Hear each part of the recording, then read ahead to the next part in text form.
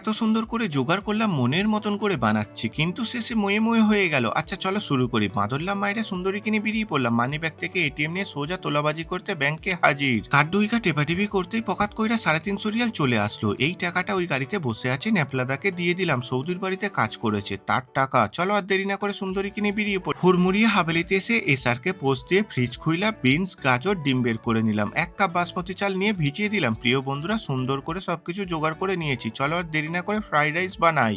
Rice আমার ready হয়ে গেছে, ফুটোতে ঢেলে দিলাম। ধুর ব্যাং, কি সব বলছি। স্টাইল মায়েরা ফ্রাই প্যান বসিয়ে গ্যাস জেলে প্রথমে ডিমটা ভেজে নেব। 3টে ডিম ফেটে গরম তেলে দিয়ে ঝুড়ো ঝুড়ো করে নিলাম। এবার আমি 1 চামচ ঘি আর অল্প একটু তেল দিয়ে কয়েকটা লং, এলাচ আর একটা তেজপাতা দিয়ে নেড়েচেড়ে গাজর কুচি দিয়ে হালকা করে ভেজে নিই। এরপর দিলাম বিনস, সুন্দর করে নেড়েচেড়ে তারপরে দিচ্ছি কাজু কিশমিশ। তোমরা ভাবছো একসাথে সবকিছু দিয়ে দিলেই তো হয়। সো বন্ধুরা, তাহলে গাজর কাঁচা থাকবে আর বাকি সবজিগুলো পুড়ে যাবে। সবজি ভাজা হয়ে গেছে, রাইসটা দিয়ে দিলাম। উপর থেকে পেঁয়াজকালি দিয়ে ভেজে রাখা 3টে ডিম, হালকা একটু গরম মশলা গুঁড়ো, 1 চামচ ঘি, ব্যাস। এইবার শুধু মেশামেশি না, মানে ভালো করে মিক্স করে আমার পছন্দের চিলি ফ্লেক্স দিয়ে রেডি করে নিলাম। এতটা সময় দিয়ে বানালাম, একটু টেস্ট অবশ্যই করব। মাই ডিয়ার ফলোয়ার্স, মনে হচ্ছে আমার হাতে জাদু আছে, এত টেস্টি কি করে হয়। ফ্রাইড রাইস তো বানালাম, সাথে একটা সুন্দর চাটনি বানাবো। তার জন্য সবকিছু নিয়ে নিয়েছি। ধনেপাতা, পুদিনা পাতা, রসুন, কাঁচা লঙ্কা, লেবু, সাথে বিট লবণ। ভালো করে মিক্স করতেই, হালকা উংলি করে টেস্ট করতেই থাকার। বললাম না, তোমরা বানিয়ে খেলেই বুঝতে পারবে কতটা টেস্ট হয়েছে। স্নান সেরে লাঞ্চ কি করবো, গুন্ডাবাই সোজা রেস্টুরেন্টে নিয়ে এসেছে। ব্যাপারটা হচ্ছে, মহারানীর সাথে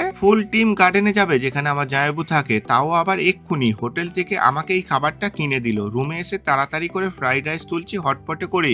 সো বন্ধুরা, তোমরা তো জানো গার্ডেনে আমার জামাইবু আর বাংলাদেশি দাদা থাকে, তাই সব খাবার নিয়ে সোজা জামাইবুর কাছে হাজির। একদিকে খুব ভালো হলো, একসাথে সবাই মিলে খাচ্ছে। কি ভাগ্য, জামাইবাবু আজকে চিকেন বানিয়েছে। একেই বলে কপাল। কার কপালে কি থাকে কেউ জানে না। আজকে দেখো আমিও ফ্রাইড রাইস বানিয়েছি। 3 ভাই মিলে একসাথে খাই। আবার দেখা হবে নেক্সট ব্লগে। টাটা।